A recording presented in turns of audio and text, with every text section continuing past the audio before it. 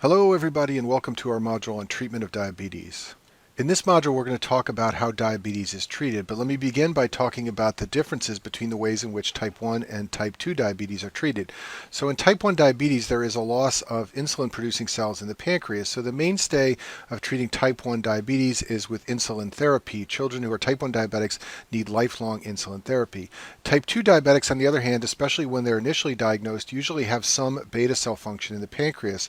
For this reason, you can administer oral and subcutaneous drugs that either boost the amount of insulin production from the pancreas or increase the sensitivity to insulin. Only later do you need to administer additional insulin as therapy. So in the initial stages, type 2 diabetes is often treated with oral or sub-Q drugs. When the disease becomes advanced and the pancreas begins to fail in its ability to make insulin, that's when insulin is required. And I talk about insulin therapy in another module. In this module, we're going to focus on the oral and subcutaneous drugs. In the diabetes module, I talk about measurement of the serum level of hemoglobin A1C. The level of hemoglobin A1C becomes elevated in patients who have hyperglycemia from diabetes. You can also use the level of hemoglobin A1C in the plasma to monitor response to therapy. If the level is too high, the patient needs additional therapy because they're at increased risk for complications of diabetes. On the other hand, if the level is too low, the patient is at risk for hypoglycemia, and you want to dial back on the amount of therapy you're giving for diabetes. And the goal for most diabetics is usually less than 7%. There are other goals that are used in specific situations. Before we talk about drugs used to treat diabetes, let me mention lifestyle modification. This is usually the first-line therapy in most cases of newly diagnosed type 2 diabetes. And the reason is because weight loss and exercise have been shown in many clinical studies to improve glucose levels. So the first-line therapy in most cases of new type 2 diabetes is to recommend lifestyle modification. Usually a 3 to 6 month trial is initiated unless the A1C is very, very high. If the A1C is markedly high, like 9 or 10%, then lifestyle modifications are not going to work, and you will often start drug therapy initially. But assuming the A1C is not markedly elevated, then lifestyle modifications are usually what you begin with. Unfortunately, lifestyle modifications often don't work, and then there are a number of different oral and subcutaneous injectable anti-diabetic agents that can be used. All of these agents on the slide here can potentially be used to treat type 2 diabetes, and we're going to talk in this module about how each one of them work. We'll begin by talking about the biguanides. Biguanides are chemical structures that have lots of nitrogens and carbons, as shown on the top right side of the screen here. There used to be several biguanides that were used for treatment of diabetes, but now the only one that's used clinically is called metformin. And the reason I'm beginning with metformin is because this is the drug you will most commonly see used on your clinical rotations for treatment of type 2 diabetes. It's an oral therapy. Its exact mechanism of action is unknown. Its primary effect is to lower hepatic glucose production. It inhibits gluconeogenesis and therefore lowers the plasma glucose level. Metformin also lowers the serum levels of free fatty acids. This helps control glucose levels because it decreases the number of substrates available to the liver for gluconeogenesis. This also has a modest beneficial effect on the lipid profile. There will be a decrease in the number of triglycerides in the serum. There's a small decrease in the amount of bad cholesterol or LDL and a small increase in the healthy cholesterol or HDL. Metformin also has some other effects which can lower the serum glucose level in diabetics. It leads to reduced glucose absorption from the GI tract. It has a direct stimulatory effect on glycolysis in tissues. This leads to increased utilization of glucose and therefore lower plasma levels. And in addition, metformin leads to reduced glucagon levels, and as you may know, glucagon raises the level of serum glucose. All of these effects combine to lead to an increased insulin effect in diabetic patients who take metformin. Sometimes this drug is referred to as increasing insulin sensitivity, and in fact, if you measure the insulin levels in patients on metformin, you will see that they fall slightly because insulin is having a greater effect. As I mentioned to you before, metformin is usually first-line therapy in type 2 diabetes. One of the reasons for this is because it is associated with weight loss. As you know, many patients with diabetes are overweight. In addition, many other diabetes therapies, especially insulin, cause weight gain, so the fact that weight loss occurs with metformin makes it a very favorable drug. In addition, it almost never causes hypoglycemia. As we will see, sulfonylureas, another option to metformin, often cause hypoglycemia, and insulin therapy can also cause hypoglycemia. Another advantage is that it does not depend on the beta cells. It can be given to patients with advanced diabetes. Drugs like sulfonylureas, which increase insulin secretion from beta cells, won't work in patients who have advanced diabetes. The most common adverse effect is GI upset. Many patients who take metformin complain of nausea or abdominal pain. Sometimes they notice a metallic taste in their mouth. The feared side effect of metformin is that it can rarely cause a lactic acidosis. The exact mechanism of this is unclear and somewhat controversial. If you do a PubMed search of metformin and lactic acidosis, you'll find lots of papers debating why this adverse event happens. One of the hypothesized mechanisms has to do with the fact that metformin can increase the conversion of glucose to lactate. This is beneficial for lowering glucose levels, but if this happens to too great an extent, it could lead to lactic acidosis. But whatever the mechanism, metformin can lead to lactic acidosis, and it can be a life-threatening side effect. Metformin has an interesting history. It came on the market in the 1950s, and it was pulled from the market in the 1970s over reports of life-threatening and fatal lactic acidosis. In the 1990s, there was a large clinical study that showed it to be highly effective and beneficial for diabetes, and also showed the risk of lactic acidosis to be low, and since that time it's become a very popular diabetes drug. What you need to be aware of regarding lactic acidosis and metformin is that it almost always occurs in association with other conditions, the most important of which is renal insufficiency. Metformin is not given to patients with renal failure over fear of lactic acidosis.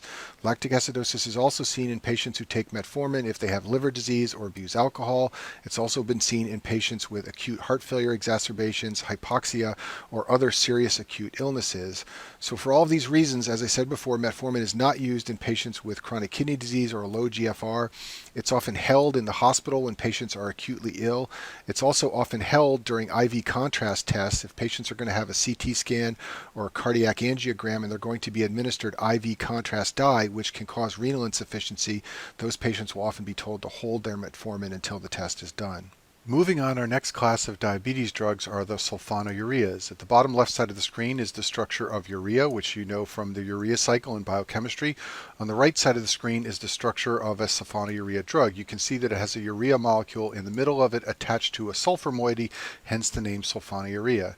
These drugs bind to the sulfonylurea receptor in the pancreas. This is a receptor that is associated with ATP-dependent potassium channels in the beta cells. When sulfonylurea drugs bind to this receptor, they close potassium channels in the beta cells. This traps potassium inside the cell and raises the resting potential. This makes it easier for the cell to depolarize, and it results in more depolarization, which leads to an influx of calcium and a release of insulin. This makes the beta cells more sensitive to glucose and amino acids, and it increases the amount of insulin release from the pancreas. Therefore, these drugs are often called insulin secretagogues. Sulfonylureas are very old diabetes drugs. They've been on the market since the 1950s. They are inexpensive, and for this reason, many patients take these. They're oral drugs, and there are several generations of sulfonylureas, and each generation is more potent. Because it's more potent, you can use a lower dosage, and therefore there's less risk of side effects. The first generation drugs are very rarely used anymore. They are drugs like tolbutamide, chlorpropamide, and tolazamide. The second generation drugs are much more commonly used. They are drugs like glyburide and glipizide. And then there's one drug which is sometimes called a third generation drug. Sometimes you'll see it listed as a second generation drug, and it's called glimepiride. The major side effect of these drugs is hypoglycemia, and as I told you before, this is the reason that metformin is preferred over sulfonylureas, because metformin does not cause hypoglycemia. In addition to boosting insulin levels, sulfonylureas also lead to a lowering of the glucagon levels. The exact mechanism is unclear. Glucagon, as you may know, raises plasma glucose levels, so when the glucagon level gets low, the patient is at risk for hypoglycemia. This can occur especially with exercise or skipping meals. When patients exercise, they burn lots of glucose, and therefore if they're taking a sulfonylurea, they can develop symptomatic hypoglycemia. The same thing can happen when patients skip a meal. They have less glucose in their body, and therefore they're at risk for hypoglycemia on these drugs. Another important side effect of these drugs is weight gain. They stimulate insulin release, and you know that insulin promotes weight gain, so it's easy to understand how sulfonylureas could lead to weight gain. Chlorpropamide is a first-generation sulfonylurea. It's not used much anymore, but when this drug was used commonly, it could lead to flushing in patients who consumed alcohol while taking chlorpropamide. The reason for this is because chlorpropamide inhibits the enzyme acetaldehyde dehydrogenase, which is necessary for the metabolism of alcohol. This is the same mechanism by which disulfiram works. Disulfiram is a drug given to prevent alcohol abuse, and I talk more about disulfiram and acetaldehyde dehydrogenase in the biochemistry modules. And then chlorpropamide also had a second unusual side effect, and that was hyponatremia. This is because it increased the activity of ADH. There is another group of diabetes drugs that you can think of as close cousins to the sulfonylureas, and those are the meglitinides. These are drugs like lepaglinide and nataglinide. These are also oral drugs. They have a different chemical structure from sulfonylureas, but a similar mechanism. They also close potassium channels in beta cells, and this leads to increased insulin secretion. They are short-acting, so they're given prior to meals. Their major side effect is hypoglycemia, just like the sulfonylureas. One important difference is that they do not have a sulfur moiety, so they can be used safely in patients who have a sulfa allergy. Moving on, our next class of drugs are the thiazolidinediones, and that's very hard to say, so most people just call them the TZDs. This is their chemical structure shown on the screen here. These drugs all end in glitazone, like pioglitazone and rosiglitazone. They are oral drugs, and they decrease insulin resistance so that whatever insulin function is remaining has more effect on the body. TZDs bind to receptors called PPAR gamma receptors. PPAR stands for peroxisome proliferator activated receptor, and the PPAR gamma receptor is found in the nucleus of cells. The highest levels are in adipose tissue, although you can also find these receptors in muscle, liver, and other tissues, and they modify the expression of a number of genes. The way TZDs work is that they bind to the PPAR gamma receptor, and then the TZD PPAR complex binds to another receptor called RXR. RXR stands for retinoid X receptor. It gets its name because retinoic acid also binds to this receptor, and then the entire complex of the TZD, the PPAR gamma, and the RXR will modify gene expression in the nucleus. Just a side note here, fibrates, which are drugs used in hyperlipidemia, activate a related receptor called PPAR alpha, and this leads to lowering of triglyceride levels.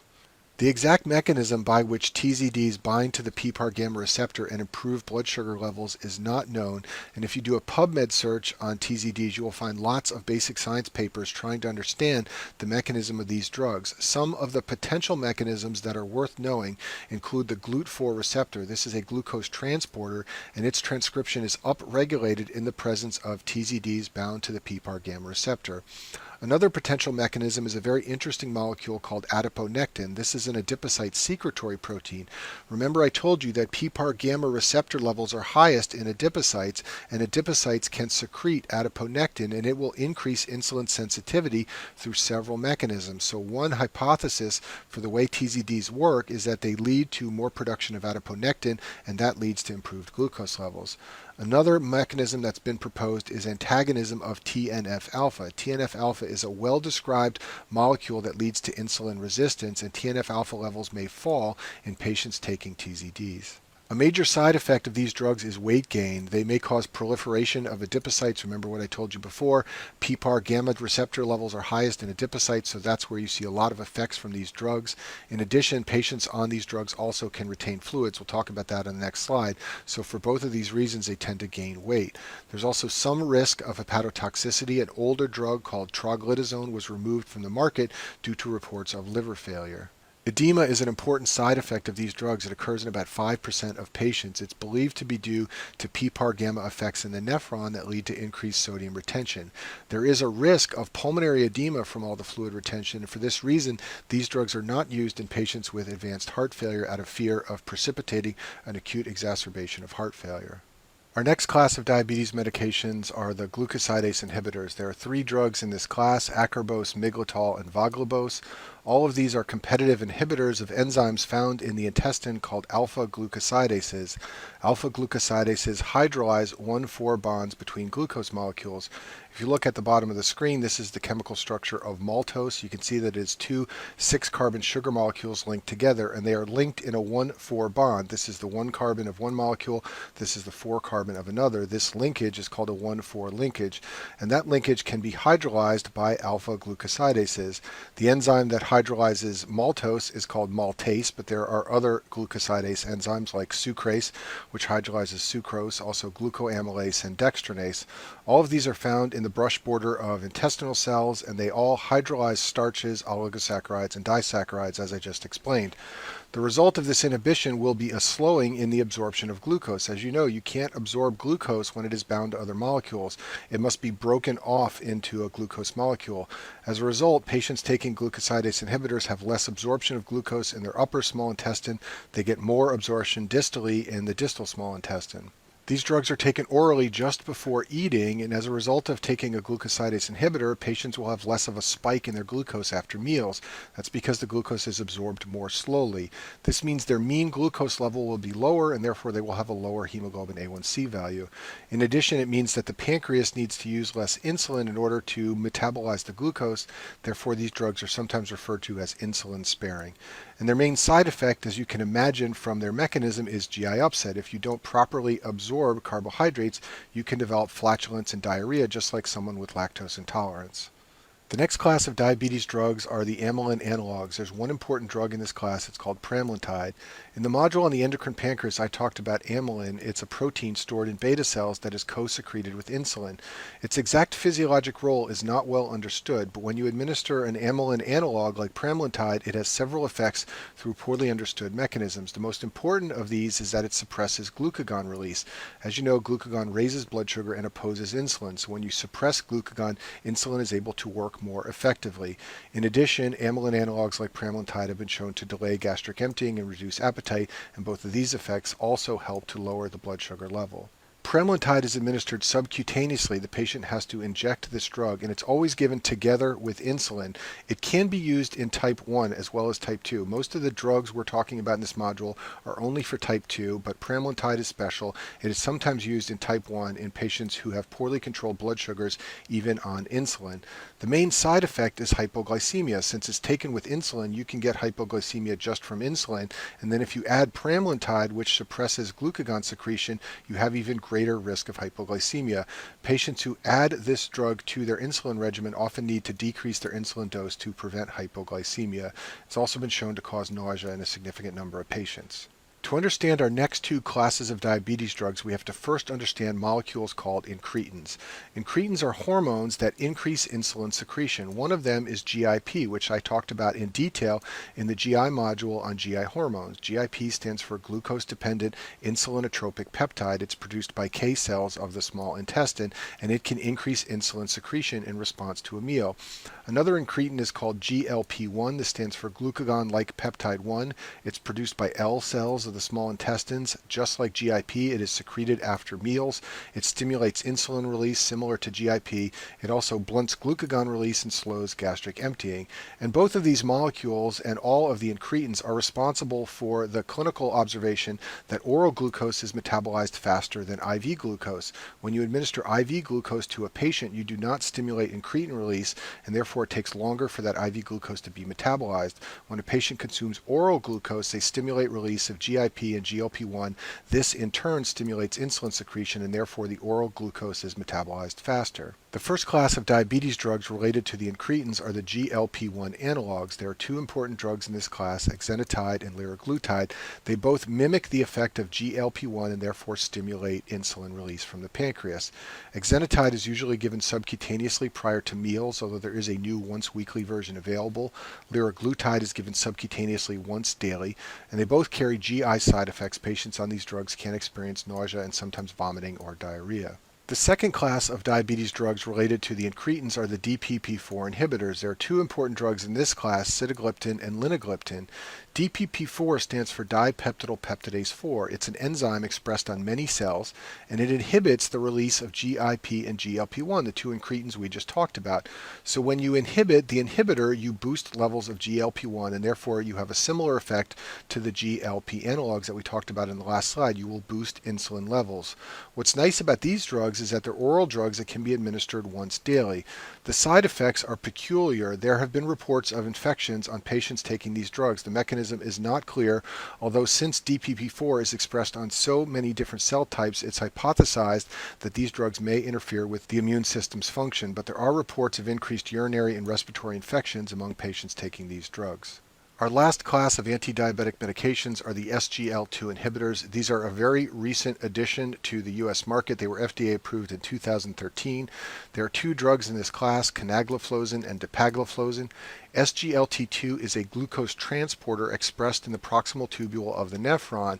It reabsorbs about 90% of the filtered load of glucose. So inhibition of this glucose transporter leads to loss of glucose in the urine. As a result, there are lower glucose levels. In addition, there is a mild osmotic diuresis. This is a picture showing the reabsorption of glucose from the urine. SGLT2 reabsorbs glucose along with sodium. There is then another transporter which transports glucose into the tissue interstitium in blood. So if you inhibit SGLT2, then glucose will be left in the urine and it will exit the body with the urine. These drugs are relatively new and they're very expensive, so for that reason you may not see them used very often. They are oral drugs that are taken once daily. One nice thing about these drugs is that they can lead to a mild weight loss. When glucose goes out in the urine, the patient is essentially excreting calories. Those glucose molecules cannot be converted into fat, and therefore it's easy to understand that they're associated with a mild weight loss. In addition, because of the osmotic diuresis, they may improve outcomes among heart failure patients, and there are some data suggesting that heart failure patients with diabetes who take these drugs may have less hospitalizations for acute heart failure. Their adverse effects are easy to understand if you appreciate that they lead to more glucose in the urine. Patients on these drugs report increased incidence of vulvovaginal candidiasis and UTIs, and that's because the glucose is food for Candida fungi or for the bugs that cause UTIs. In addition, these drugs are not recommended with advanced renal disease. They work on the kidneys, and their effects are not well studied in patients who have advanced renal disease. So that concludes our discussion of the different classes of drugs used to treat diabetes. Let me leave you with a couple of helpful tips in answering questions about these drugs on your board exams. They love to ask you about renal failure and metformin. You need to remember that renal failure patients are the group most likely to develop lactic acidosis, and that's why metformin is avoided in renal failure. They also like to ask you which classes of drugs to avoid in advanced heart failure, and you need to remember that you have to avoid the TZDs because they can lead to fluid retention, and you also should avoid metformin because heart failure, in addition to renal failure, is one of the conditions associated with lactic acidosis. And then finally, it's helpful if you can remember that insulin is generally safe with any comorbidity. If they ask you which diabetic drug is most appropriate for a patient with renal failure, heart failure, liver failure, always remember that insulin is generally okay, and if that's one of the choices, it can be helpful to know this. And that concludes our module on treatment of diabetes.